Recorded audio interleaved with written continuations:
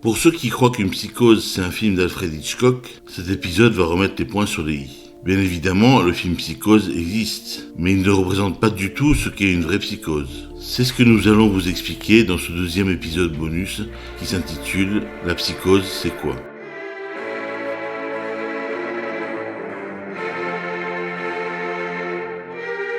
Did you know that the word trauma comes from the Greek for wound? And what is the German word for dream? Traum. Ein Traum. Wounds can create monsters, and you are wounded, mon chum.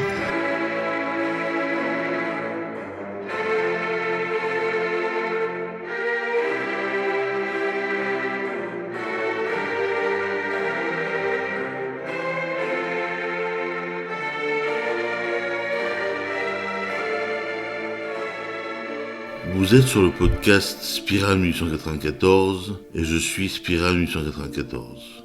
Alors la psychose c'est quoi ? Il y aurait énormément de choses à dire, mais le format qu'on a choisi pour ce podcast est relativement court, donc ce sera assez succinct et on va aller à l'essentiel.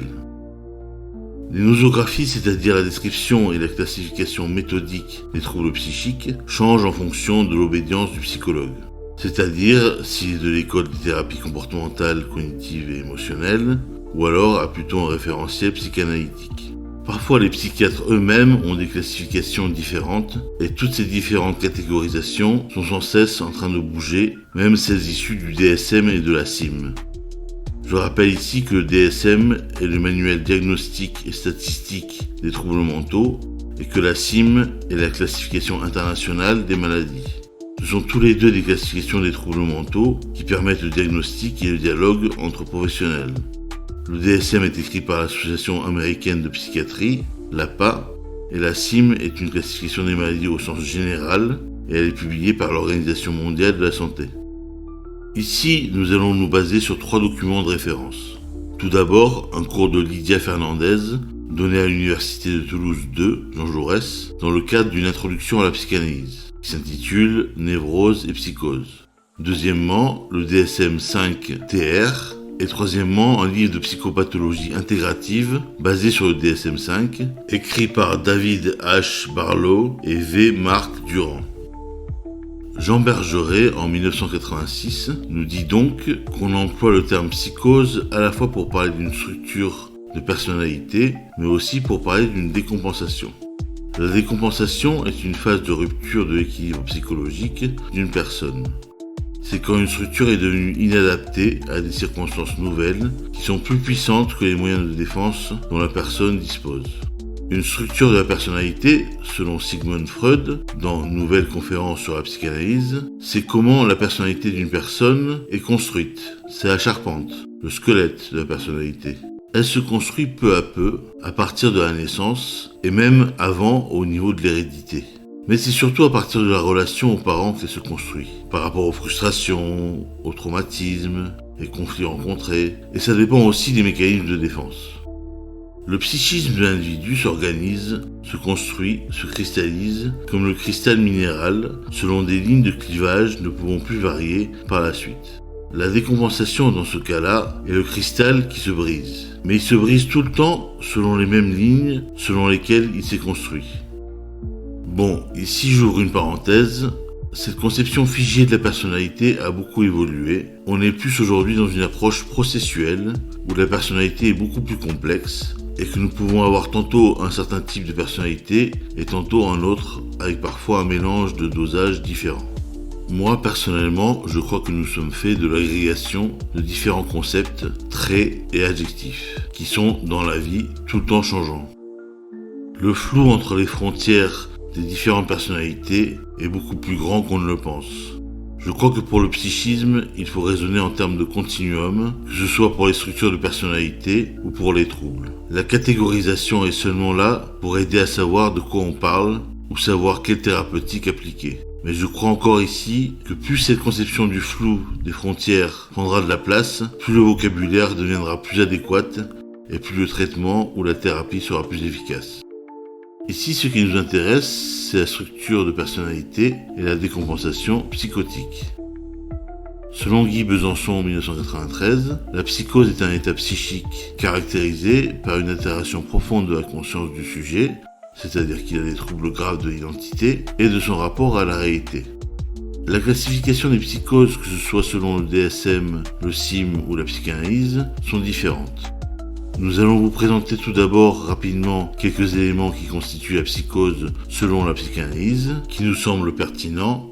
Puis nous allons vous énumérer la classification psychanalytique, mais il faut tout de même garder à l'esprit que les théories psychanalytiques ont beaucoup été décriées et mises de côté. Je pense à la théorie de Jacques Lacan sur la psychose par exemple. Ici, nous vous les présentons par souci de complétude, mais après vous avoir énuméré cette classification, on s'attachera à détailler la classification du DSM-5, qui elle, il me semble, se base sur plus de scientificité.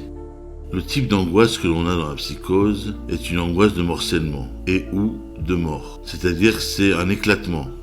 La relation d'objet, elle, est fusionnelle, c'est-à-dire qu'elle est symbiotique à la mère. Le père, lui, est souvent effacé, absent. Il y a 4 mécanismes principaux de défense dans la psychose: le déni, l'identification projective, le dédoublement du moi, le clivage du moi et de l'objet. Donc on va reprendre ces 4 mécanismes de défense. Tout d'abord, il y a le déni, c'est le fait de refuser la réalité d'une perception vécue comme dangereuse ou douloureuse pour le moi. En deuxième, il y a l'identification projective, qui désigne le fait de projeter sur un objet les caractéristiques du soi pour s'y reconnaître. En troisième, il y a le dédoublement du moi, qui agit contre l'angoisse de morcellement et de mort. Il correspond au reliquat d'une étape où les relations primitives à la mère s'avéraient insuffisantes pour faire échapper le moi de l'enfant à son organisation primitive fragile.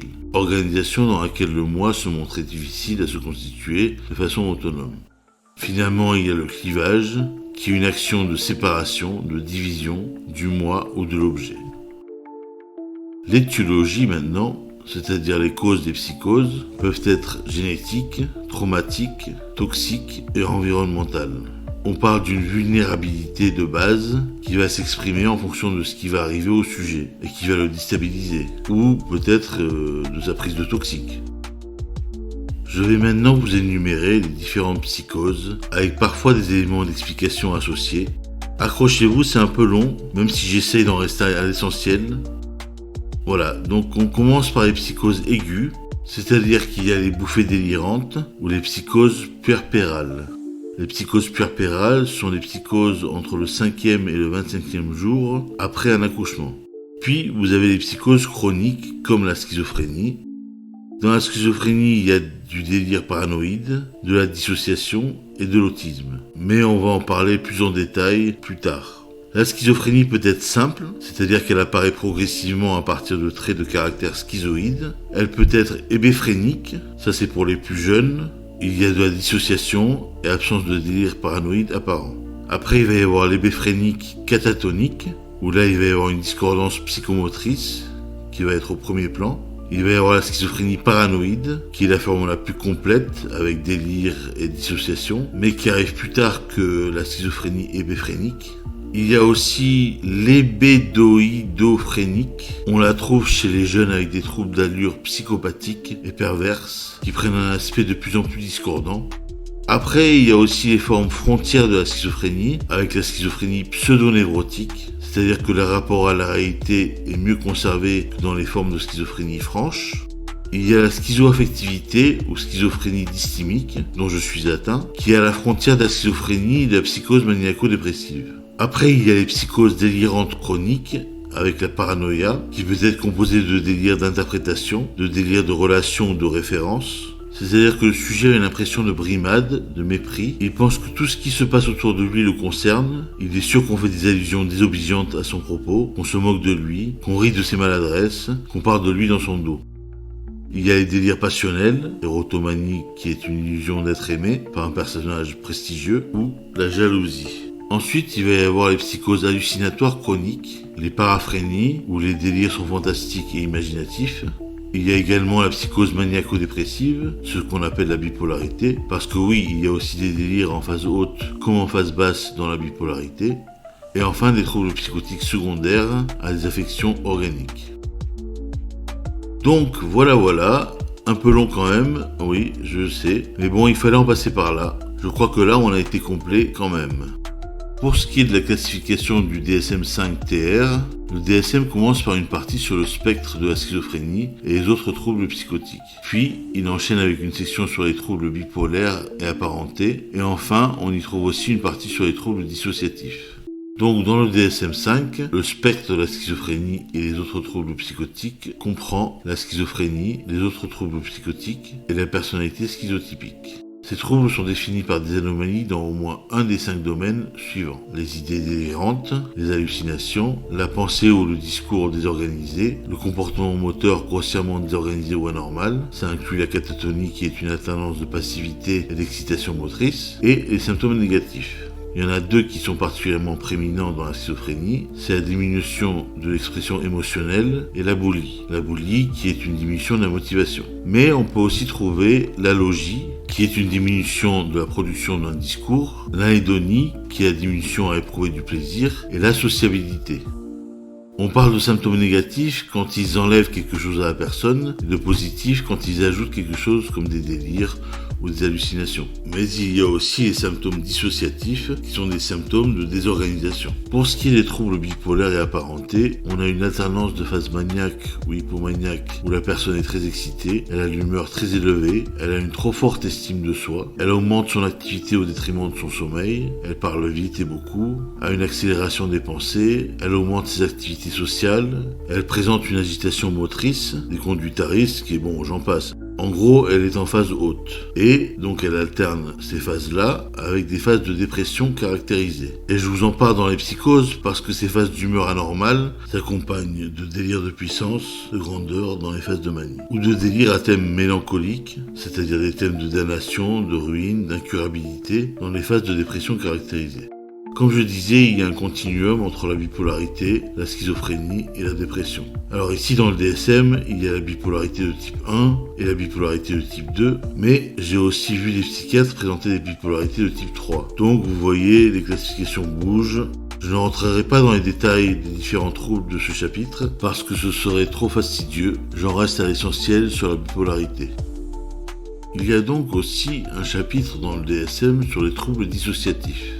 Ceux-ci comprennent le trouble dissociatif de l'identité, le TDI, très connu, l'amnésie dissociative, la dépersonnalisation/déréalisation. Donc là, la dépersonnalisation, c'est une expérience d'être observateur extérieur de ses propres pensées, de ses sentiments, de ses sensations, de son corps ou de ses actes. Et la déréalisation, c'est une expérience d'irréalité par rapport au monde extérieur. Après, donc, il y a ce qu'ils appellent l'autre trouble dissociatif spécifié et le trouble dissociatif non spécifié. Pour ce qui est du TDI, on peut aussi parler de personnalités multiples. D'ailleurs, ça a longtemps été confondu avec la schizophrénie. D'où l'association de la schizophrénie avec le film Psychose, de Hitchcock, où le tueur a une TDI. Mais là encore, ce n'est qu'un film, et ça ne veut pas dire que les personnes atteintes de TDI ressemblent de près ou de loin aux tueurs du film, ou sont dangereux d'ailleurs. Pour les plus jeunes, on peut aussi parler de la polémique sur le retrait du film Split, dû au fait qu'il stigmatisait les personnes atteintes de TDI, et qu'il ne reflétait pas la réalité de ce trouble. D'ailleurs, à ce propos, j'en profite pour rappeler aux amateurs de fiction que les personnes ne présentant pas de troubles psychiques ont beaucoup plus de chances en pourcentage de commettre un délit ou un crime. Bon, alors je suis conscient que tout ça fait un peu comme un inventaire à la Prévert. Mais il faut se rappeler l'essentiel, c'est que dans la psychose, au contraire de la névrose, le sujet n'est pas conscient de ses troubles. Il n'a pas d'insight sur ses troubles comme on dit en anglais. Le névrosé, lui, reste terre à terre. C'est pour ça que je dirais que ce qui fait le cœur d'une psychose, c'est le décollement par rapport à la réalité, que ce soit à travers des délires ou des hallucinations, c'est-à-dire les symptômes positifs. Bien évidemment, il y a aussi les symptômes négatifs et les symptômes de désorganisation. Alors pour ce qui est du substrat biologique ou neurologique des psychoses, j'en ai déjà parlé dans l'épisode sur la psychanalyse inversée, mais là je parlais plus de la schizophrénie. Pour ce qui est de la bipolarité, je vais aller très vite, c'est qu'il y a une dysfonction entre le système limbique, c'est-à-dire le cerveau émotionnel, et le cortex préfrontal, qui est entre autres le centre du raisonnement. Donc voilà, j'espère que vous en savez plus sur la psychose que ce que les films américains vous proposent. Laissez-moi dans vos commentaires si ceci vous a aidé à mieux comprendre. Avez-vous moins peur maintenant par rapport à ce qu'on vous raconte dans les médias ? Alors évidemment, tout ce que je viens de vous dire maintenant ne remplace pas, si vous avez une souffrance quelconque ou un trouble psychique, le fait de prendre son traitement, de continuer à voir son psychiatre et de continuer à voir son psychothérapeute. Si vous avez une souffrance quelconque ou un trouble psychique et que vous n'avez entamé aucune démarche pour y remédier, allez consulter un psychiatre, un psychothérapeute et prenez le traitement qu'ils vous donneront. Ce que je vous dis ici, ce n'est qu'à prendre en compte en plus de tout cela. L'épisode 3 du podcast sera sur l'orthokinésie psychique que j'ai conçu pour tirer la chasse de votre inconscient à chaque étape de la psychanalyse inversée, et même en dehors. N'oubliez pas d'aller faire un tour sur et partager notre site internet spiral1894.fr où je viens d'accueillir un nouveau collègue qui s'appelle Colo et qui va ajouter du contenu à son espace blog personnel.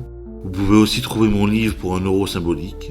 Colo m'a aussi aidé pour la production et la réalisation de ce podcast, donc un énorme merci à lui. Enfin, vous pouvez trouver tous les liens concernant les réseaux et le podcast sur la description. Allez, je vous souhaite bon courage et continuez de lutter. Ciao ciao.